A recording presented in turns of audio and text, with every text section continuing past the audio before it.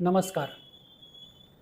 एक प्रश्न नेहमी विचारला जातो की घरामध्ये कोणत्या तसबिरी लावाव्यात. वास्तुशास्त्र असं सुचवतं की ज्या तसबिरींमुळे घरातली सकारात्मक ऊर्जा वाढेल, शुभत्व वाढेल, अशाच तसबिरी घरात लावल्या जाव्यात. तर तसबीर घेताना त्या तसबिरीमागचा संदेश काय आहे, त्याचा अर्थ काय होतो, त्यातून तुमच्या मनात काय भाव निर्माण होतो, हे पाहूनच ती तसबीर घरात लावावी की नाही ते ठरवावं.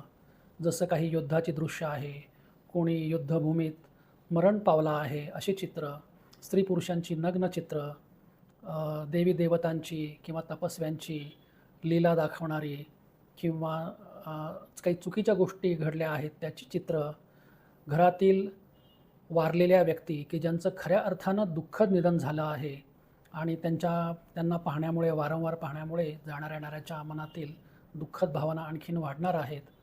तर अशा प्रकारची चित्र घरामध्ये लावू नयेत, असं वास्तुशास्त्र सुचवतं.